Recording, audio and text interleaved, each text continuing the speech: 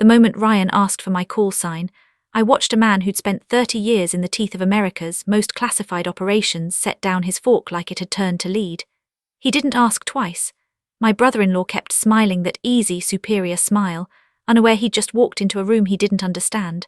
I said one word, and the temperature at that table dropped 10 degrees. I hadn't planned on any of it. I'd shown up to my in-laws' house tired from 3 back-to-back watch rotations, hopping for a quiet meal and an early night. David had warned me his brother would be there, the way he always did, half apology, half bracing himself. Ryan Foster had a gift for making every room about Ryan Foster, and family dinners were his favorite stage. He was already holding court when we walked in, bourbon in hand, recounting some training exercise off Virginia like he'd personally turned the tide of a war. Ryan was a lieutenant, surface warfare, and he'd worked hard to get there, but somewhere along the way that hard work had curdled into a hunger to be seen as the family's real success story, the one who'd traded a soft civilian life for something dangerous and honorable. He needed an audience. He needed a foil. For years, without asking my permission, I'd been that foil. Not coyness, I simply couldn't talk about my work. 14 years, and most of what I'd done didn't belong to me to tell. It belonged to the men and women who'd trusted me with their lives in rooms with no windows, on ships that didn't officially exist. So when people asked, I gave them the truthful, unsatisfying answer: administrative work, nothing exciting. It cost me nothing to let them believe it. Dinner started the way it always did, his mother fussing over the roast, Ryan working the table like a promotion board. Tonight's material was a joint exercise he'd just returned from, and he told it well, the tension, his ship holding formation through weather that would turn most stomachs. People leaned in. David squeezed my hand under the table, the small apology he made when his brother got going. Then Ryan's eyes drifted to me, sitting quiet near his father's old friend, a broad-shouldered man with the stillness of someone who'd learned not to move unless it mattered. Ryan smirked the way he always did right before something clever. "You're in the Navy too, right?" He let the pause hang just long enough to be cruel. "Let me guess, you've never even been on a real mission." The table laughed, the easy, complicit laugh families give the loudest voice in the room.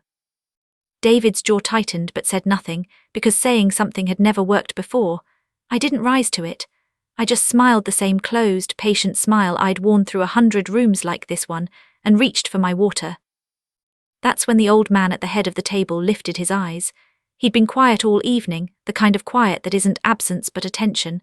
He set down his fork and looked at me, really looked, the way you look at someone when a piece of memory is trying to surface and match a face to it. "What's your call sign?" No one at that table had reason to ask. For a second, something in my chest went still. It wasn't fear. It was the vertigo of 2 separate lives, touching in a room where they were never supposed to meet. "Sentinel," I said. The old man didn't nod. He didn't smile. He set his fork down against the plate with a small, deliberate click, the sound of a door quietly closing on Ryan's version of the evening. Ryan's laugh died in his throat. Nobody else understood why the air had changed, why his father's old friend was suddenly sitting up straighter, studying me like a name he'd read in a file he was never meant to see twice. Ryan recovered first, papering over the silence with another joke that landed flat. As the plates were cleared, he leaned toward me once more. "Maybe one day you'll see what the real Navy looks like," he said almost gently. I only smiled. Maybe. I didn't tell him I'd been living in the real Navy since before his first deployment brief. Some things you let find their own way to the surface. The call came the next morning at my kitchen counter, coffee going cold, a Virginia area code. Something told me to step onto the porch before answering. "Commander Foster, this is Walt Reyes. We met last night." Master Chief Reyes had spent 3 decades attached to naval special operations, the kind of career that doesn't show up on a resume. He'd recognized something in my voice the moment I answered Ryan's question, not the call sign itself but the flat, practiced way I'd said it. "You were with Task Group 7, he said. It wasn't really a question. "I can't confirm assignments, Master Chief." "I know," he said. "I just wanted you to know I understood exactly who I was sitting across from and why nobody else at that table did." We talked a little longer, the way 2 people talk when they share a language most people never learn. Something in me felt relief. For years I'd carried the loneliness of being fully known by almost no one. "Sentinel," he said again, almost to himself before we hung up. Heard stories about Sentinel, didn't expect to be passing the mashed potatoes to her. Inside, David watched me through the window, his expression unreadable in the way it got whenever my other life brushed against our ordinary one. He never asked who'd called. He'd made peace with that boundary long before I had to draw it. Ryan was not so restrained. He told the story all over town, recasting Ray's as a confused old man rather than the small earthquake it had been. A month later he invited us to the Navy Heritage Gala, dress whites, admirals, careers measured over champagne. He'd never invited me to anything like it before. He wants people to see the difference, David said. He wants to prove something. I only nodded. Tell him we'll be there. The ballroom smelled of polished brass and orchids. Ryan found us within minutes, working the room like a job interview that never ends. He steered a cluster of junior officers toward us. "This is my sister-in-law," he said, clapping a hand on my shoulder like I was a display piece. "She's Navy too, mostly office work, paperwork, scheduling." The group nodded politely. I let it sit. I'd spent too many years letting people underestimate me to feel any sting in it. The room shifted before it got loud, a ripple near the entrance. A Rear Admiral had arrived, the kind of presence that doesn't need to raise its voice. His eyes swept the room and stopped on me.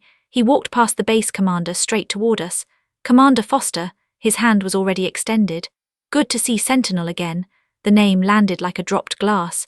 Ryan froze mid-sip. "Admiral," I said, keeping my voice even. "Good to see you too."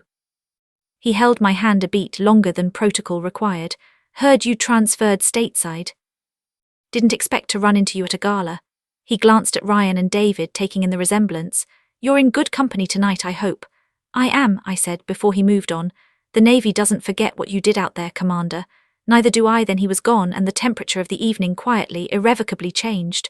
Ryan stood with his glass forgotten, looking at the space where the Admiral had been, then at me. "Sentinel," a junior officer murmured. "Wait, that's Sentinel." I didn't answer. I didn't need to. Ryan went quiet in a way that wasn't like him at all. It didn't last. A week later, David told me his brother had started asking around Pentagon friends, an old classmate in personnel records, fishing for anything on a lieutenant commander named Samantha Foster. I wasn't angry. Ryan had measured his worth his whole life against a scoreboard only he could see, and I'd occupied a quiet, unthreatening space on it. Not knowing where I belonged was, for a man like him, worse than losing outright. Every inquiry ran into the same wall. Task Group 7 pulled nothing beyond a name and a redacted summary. Access denied, cold and absolute. Even his classmate warned that pushing further might draw the attention Ryan didn't want. "He thinks you're exaggerating," David told me, "or that people are just being polite because of who you're married to." Admitting that a woman he'd dismissed for years might have done more than he ever had wasn't a truth he could absorb over dinner. So he dug in, telling relatives the Admiral's greeting had just been a friendly courtesy, that Sentinel was probably some minor call sign blown out of proportion. A few nodded along, relieved to have a simpler story. I let him have it.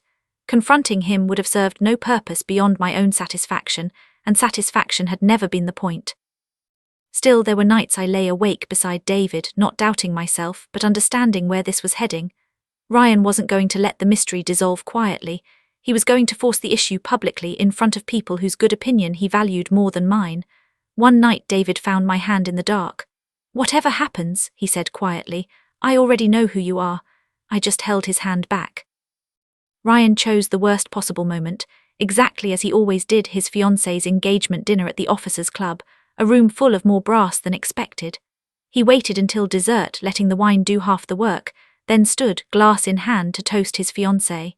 "Before we get to the happy stuff," he said, smiling around the table, "I want to clear something up because everyone deserves the truth." His eyes found mine and the mask slipped enough to show desperation dressed up as confidence. "Sam, why don't you tell everyone what you've actually done? No hiding behind classified, just tell them." The room went quiet the way rooms go quiet when someone turns a dinner into a trial. I set my fork down. "I can't do that, you know I can't." Ryan's smile went wide and triumphant. "Exactly. There's nothing to tell. It's always been a story more interesting than the truth. She works a desk job, folks." He laughed and lifted his glass like he'd finally wrestled the narrative back into his own hands. I didn't defend myself. I never had. A lie only holds as long as the silence around it stays undisturbed. The silence broke almost immediately. Near the entrance, a Rear Admiral I recognized from 3 separate briefings had just stepped up to the podium for the evening's formal toasts. He'd barely begun, something gracious about tradition and service, when his eyes caught mine and the words stopped in his mouth. He set down his notes and walked unhurried straight toward our table. Ryan's glass hovered halfway to his lips. "Commander Foster." his voice carried across the silent room. He extended his hand, and I stood to take it, feeling 200 pairs of eyes settle on us. He held it a moment longer than protocol required, then turned to face the room. Ladies and gentlemen, this officer has saved American lives more times than most of us will ever know, in operations most of us will never be cleared to hear about. I've had the privilege of working alongside Commander Foster on 3 occasions, and I can tell you with absolute certainty, there is no braver officer wearing this uniform tonight. The silence that followed was absolute. Ryan sat utterly still, his carefully constructed narrative collapsing in front of the exact audience he'd assembled to destroy mine. Someone near the back began quietly to clap, and within seconds the whole room was on its feet. I nodded once at the Admiral, thanked him and sat back down. Ryan stared at his own hands like he no longer recognized them.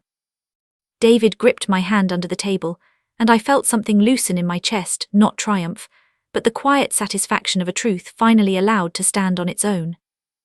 The story moved through the base on its own, through officers who weren't inclined to keep it to themselves. Ryan's world quietly rearranged itself around him. A fellow lieutenant asked with genuine curiosity what it was like being related to Sentinel. A commander he deeply respected mentioned, assuming Ryan already knew, that men in his old unit still spoke of me with a reverence Ryan had never heard directed at himself. He began asking around more carefully after that, no longer trying to disprove anything, just trying to understand how large the world he'd stood at the edge of actually was.